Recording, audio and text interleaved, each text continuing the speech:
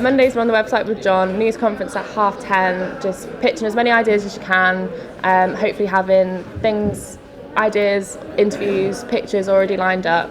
Make sure you get stuff published throughout the day, as many stories as you can really, and then the deadline goes up until Thursday, so you can, constantly publish work throughout the day.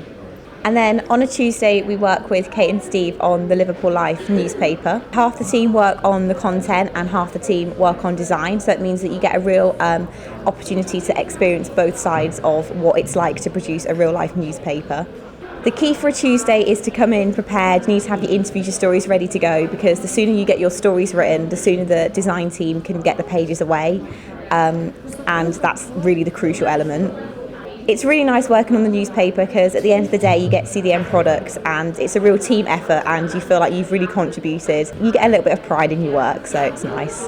Kind of specialise in radio now, so we're all actually enjoying doing something that we want to kind of further our careers in. I'm coming in on a Monday morning. It's actually my favourite day of the week. I think what stands out for me is our group as a whole.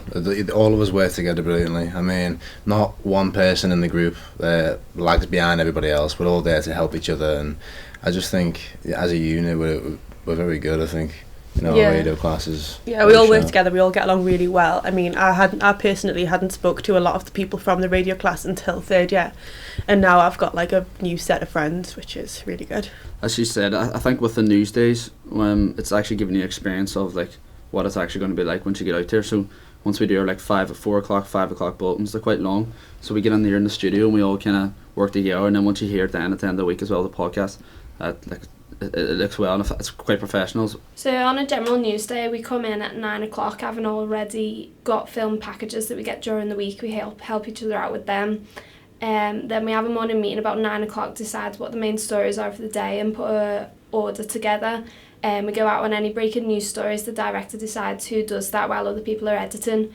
And then at 4 o'clock we have a live bulletin which we produce in the gallery. So we have a director, vision mixer, sound operator, presenter, and we all swap roles every week. We get live guests come in, so each week we've tried to get a different live guest every week depending on what stories we're doing. So we've had professionals come in, we've had other students come in who have helped us out. And then also we'll use the iPad and we'll FaceTime or we'll Skype people to put it out live on the news show. So it was hard at first, but you get the hang of it and it worked out quite a lot. So it went really well, yeah. I think the highlight for both of us would have been, getting the opportunity to go to Anfield. He's right, going to one of the biggest Premier League stadiums and seeing the first European clash between Manchester United and Liverpool, that's amazing, and this course gives us that opportunity, and it's definitely a highlight.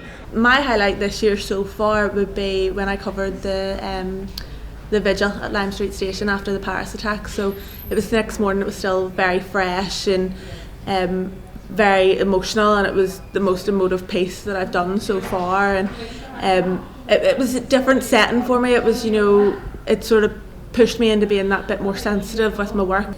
I got to go cover the 2-minute silence at St George's Hall for the Paris attacks. I also got to go to the town hall, which was where there is the French flag.